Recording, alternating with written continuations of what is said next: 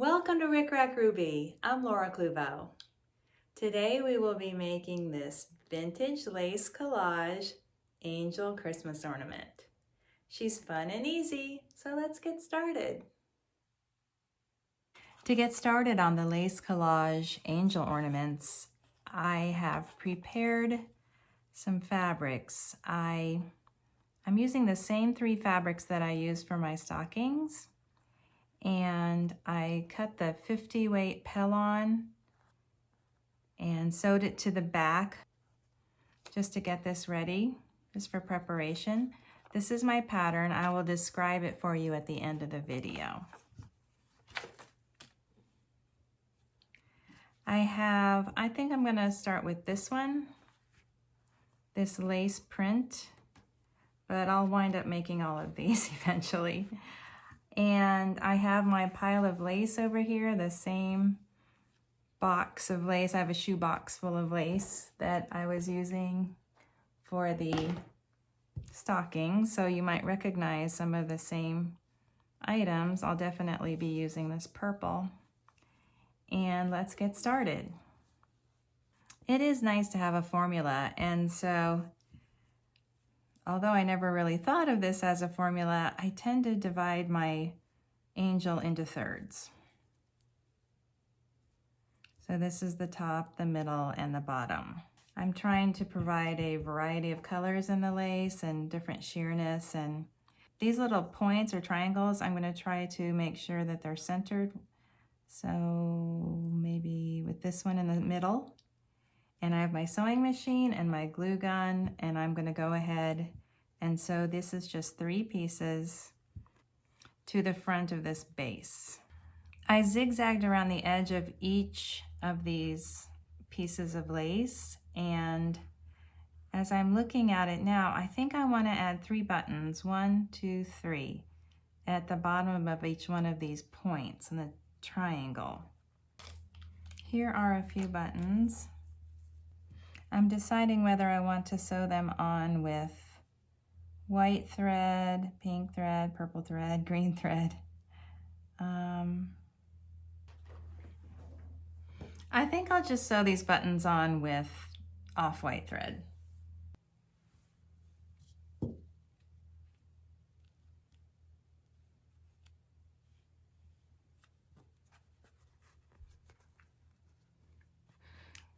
I hope you can see in my lace there are some little triangle points right here. I am going to sew a button to each one of these points.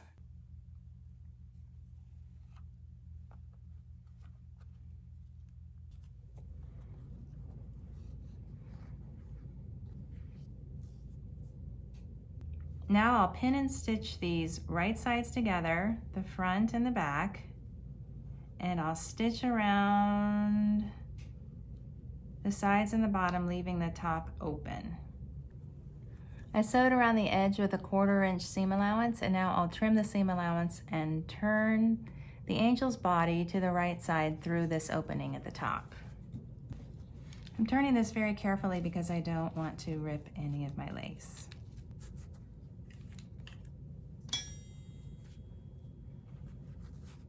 That looks good. Now I'll stuff through the top opening. Are you wondering what these are? These are my little faces. This is a 1 inch ball knob, and I've already prepared the faces.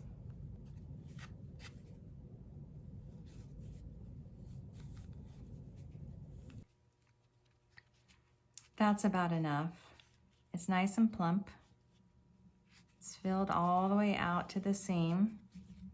And I'll put a tiny bit more in the top. I need to have a lot in the neck to support the head. And then I'll gather up this opening by hand.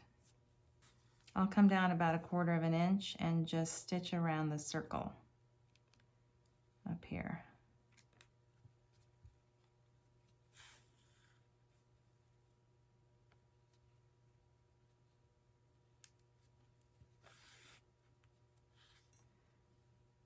Tuck in those top edges and kind of pull it. That looks good, but I'm going to go around a couple of more times.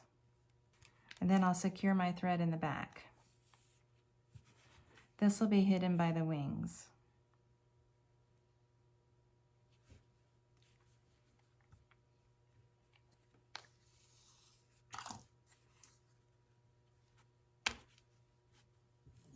Now I'm wishing that instead of doing 3 buttons that I had done 1 button. I think I'm actually going to snip these off and put 1 button in the center. I think that would just look better. These are a little too close to the edge. Just look a little bit odd. It also looks fine with no embellishment. I have this beautiful card of buttons. I'll select something small.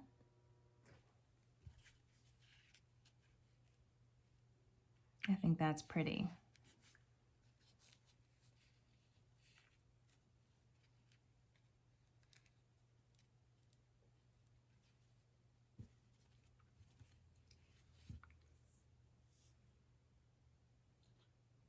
I like that.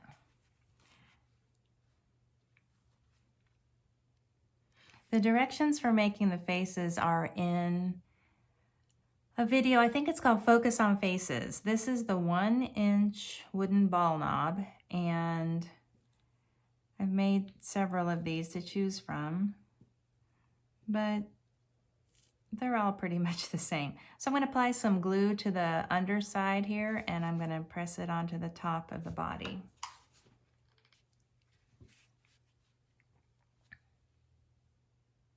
Now I'm going to gather a little lace collar to go around the neck, and I think I'm going to use this lace. It's got little roses on it. It's really pretty. I'll use about 15 inches.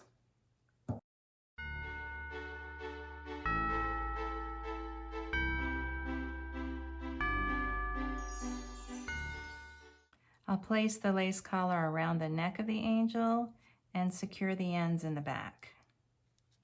By the way, this step really is optional if you don't want to add a lace collar. She looks fine without it. Now I'm going to make sure that that the little ruffle, the gather, is kind of even. And I'm going to apply a little bit of hot glue underneath just to hold that ruffle down in the front. I could add a bow here too, which I might. Now we'll make the hair.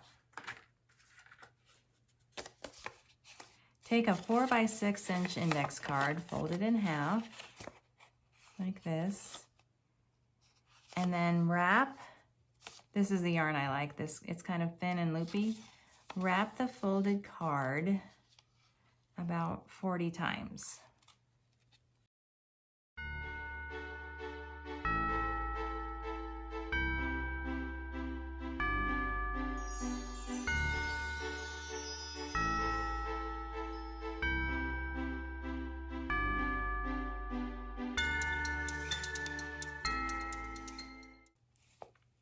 Now machine stitch the center of the card, securing all the hair loops. I've stitched up and back, and now I'll tear out the index card. The machine has perforated the card in the center where we stitched, and so it's not too hard. Now I have a wig. I'll apply some hot glue across the forehead like this in sort of a U shape, just from cheek to cheek. And then the center of the wig goes into the glue, right along the seam line. Here's how she'll look. Then apply some glue down kind of where the ear would be, around to the center back of the head. There's one side.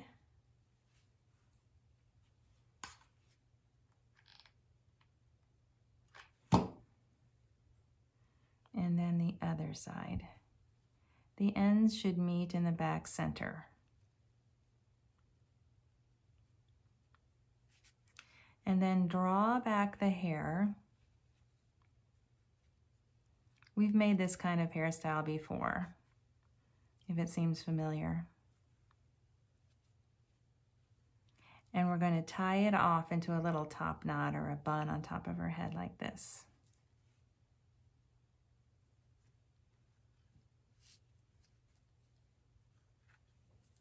Tie it nice and tight.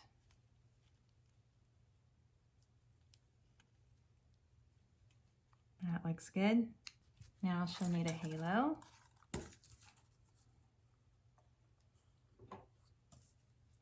This is 20 gauge wire. This will be sort of what I call the lollipop halo, where you just make a ring, twist together the ends, open up the circle, and fold down the stem so that it's kind of like one of those things for dyeing Easter eggs. And I'm going to apply some glue onto the stem and press it into the hair. It should be above the hair. I'll add my hanging loop now. I'm going to stitch it through the hair but below the thread where I tied off the top knot.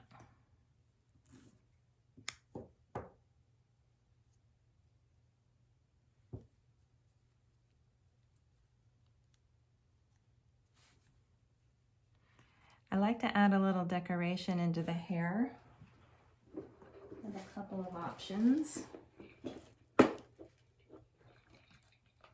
I have this type of a paper flower, which might be too big, and I have these little roses. I have a little bead flower too, but I think that's a little too bridal, but we'll see. I think I'm gonna go with the rose. I'm just applying some hot glue to the back of the rose, and I'm gonna put it in her hair a little bit off center.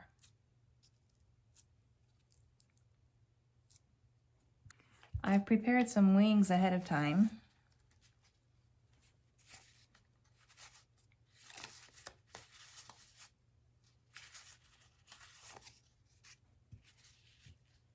I like that. That's pretty too. I think I'm gonna, this one's too bright.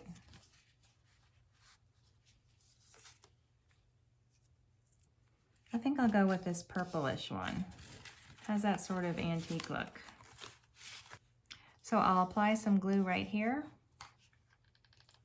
and press the back of her head into the glue.